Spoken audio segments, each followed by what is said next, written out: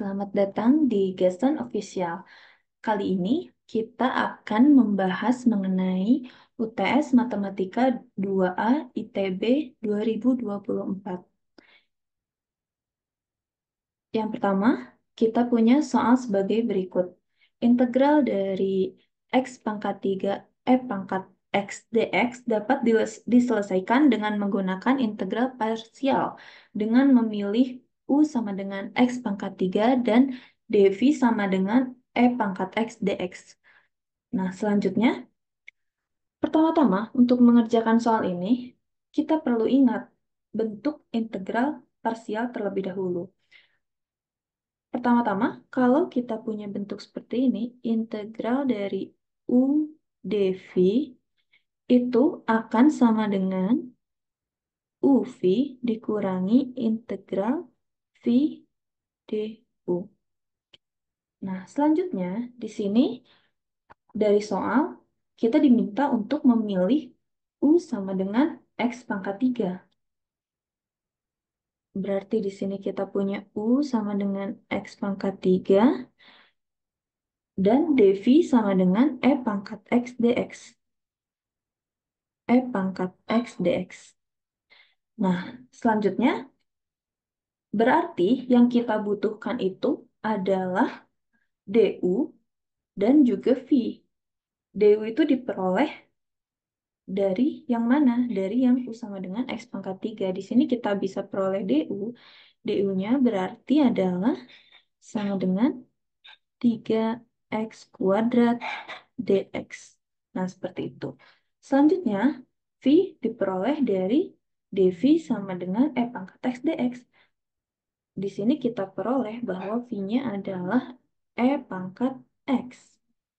Nah, selanjutnya kita bisa mengerjakan soal ini. Berarti jawabannya adalah integral dari X pangkat 3 E pangkat X dx akan sama dengan U dikali V, atau di sini berarti X pangkat 3 dikali E pangkat X dikurangi integral V du. Berarti di sini integral dari E pangkat X dikali dengan 3x kuadrat dx. Nah, seperti itu pengerjaannya. Kita lanjut ke soal yang berikutnya. Diberikan titik A 0,0, B 1,3, dan C 2,7 pada bidang. Yang pertama, kita diminta untuk menentukan vektor BC. Yang kedua, kita diminta untuk menentukan panjang dari vektor AB.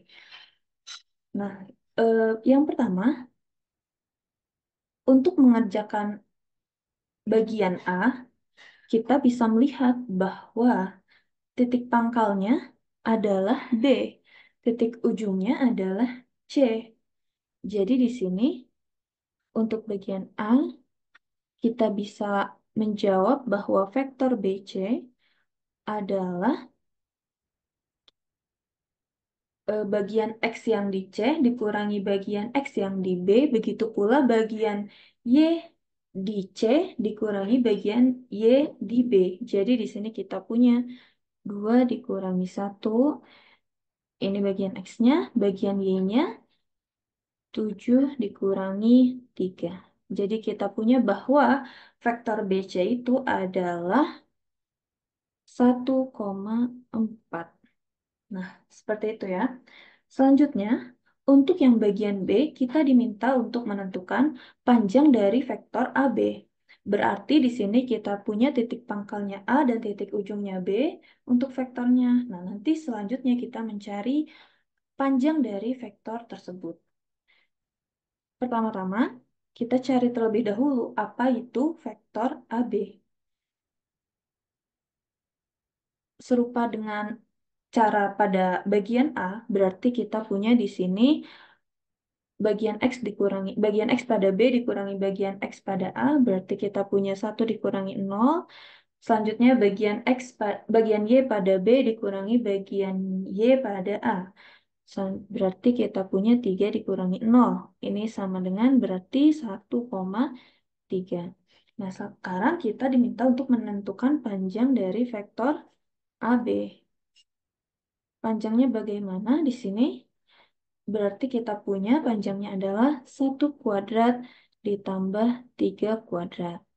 Atau di sini berarti panjangnya 1 ditambah 9. Atau di sini kita punya akar dari 10. Nah, jawabannya adalah sebagai berikut untuk bagian A dan B. Kita lanjut ke soal yang selanjutnya. Diketahui persamaan x kuadrat dikurangi 9y kuadrat ditambah 4x dikurangi 5 sama dengan 0. A. Grafik dari persamaan di atas berbentuk parabola atau elips atau hiperbola. Lingkari pilihan yang benar. B. Grafik tersebut berpotongan dengan sumbu x positif di titik A, 0 dengan A sama dengan titik-titik-titik.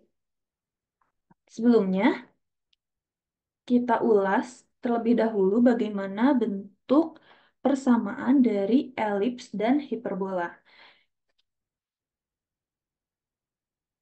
Kalau kita punya elips yang pusatnya di H, K,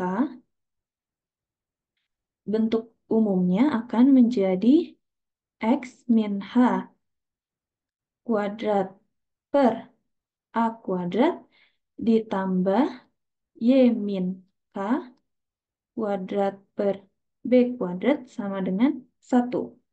Seperti itu. Nah, selanjutnya bagaimana kalau dengan hiperbola? Kalau hiperbola, di sini kita akan memiliki dua buah bentuk. Yang pertama, di sini kita punya X min H kuadrat per A kuadrat dikurangi Y min K kuadrat per B kuadrat sama dengan 1. Atau yang kedua bentuknya adalah Y min K kuadrat per B kuadrat dikurangi X min H kuadrat per A kuadrat sama dengan 1. Nah, selanjutnya di sini kita punya persamaannya belum bisa kita ketahui masuk ke bentuk yang mana, apakah dia elips atau apakah dia hiperbola. Nah, untuk itu kita harus bentuk ke persamaan yang kita tahu bentuknya. Di sini sebelumnya perlu kita ingat bahwa X ditambah 2 kuadrat itu sama dengan X kuadrat ditambah 4X ditambah 4. Nah, dari soal kita punya persamaan X kuadrat dikurangi 9Y kuadrat ditambah 4X dikurangi 5 sama dengan 0. Di sini saya buat menjadi persamaan 1. Nah, selanjutnya persamaan 1 ini bisa kita tulis sebagai berikut. X kuadrat dikurangi 9Y kuadrat ditambah 4X ditambah 4 dikurangi 4 dikurangi 5 sama dengan 0. Nah, kita lihat bahwa persamaan 1 dan persamaan yang di bawahnya itu sama ya. Selanjutnya di sini bisa kita kelompokkan. Kita bisa lihat bahwa X tambah 2 kuadrat itu kan sama dengan X kuadrat tambah 4X tambah 4. Nah, berarti di sini bisa kita kelompokkan. Ini kita punya X kuadrat, kita punya 4X, dan kita punya 4. Berarti kita bisa tulis bahwa di sini X tambah 2 kuadrat dikurangi 9Y kuadrat dikurangi dengan 9 sama dengan 0. Nah, seperti itu ya. Selanjutnya di sini kita buat menjadi X tambah 2 kuadrat dikurangi 9Y kuadrat sama dengan 9. Nah, untuk elips atau hiperbola itu kita buat persamaannya bla bla bla sama dengan 1. Berarti kita bagi dengan 9 di kedua ruas dulu. Berarti kita punya X tambah 2 kuadrat per 9 dikurangi Y kuadrat sama dengan 1. Nah, berarti di sini sekarang kita peroleh bahwa persamaan tersebut berbentuk hiperbola.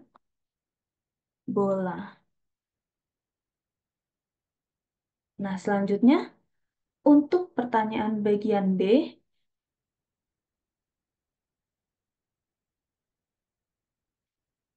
kita harus mencari nilai dari A. Bagaimana untuk mencari nilai dari A? Oh ya, ini untuk bagian A ya. Sekarang ini untuk bagian B. Bagaimana untuk mencari nilai A? Yang pertama, dia akan eh, dia akan melewati titik A, 0. Artinya, ketika nilai X-nya sama dengan A, nilai Y-nya sama dengan 0. Tadi sebelumnya kita punya persamaan bahwa X tambah 2 kuadrat per 9 dikurangi Y kuadrat sama dengan 1. Berarti kita bisa substitusi A, 0 menjadi di sini A ditambah 2 kuadrat per 9 dikurangi 0 kuadrat sama dengan 1. Gitu, karena dia melalui 0, melalui A, 0. Nah, seperti itu ya. Jadi di sini kita punya bahwa A tambah 2 kuadrat sama dengan 9. Atau di sini kita bisa tulis bahwa A tambah 2 itu sama dengan 3. Atau A tambah 2 sama dengan negatif 3.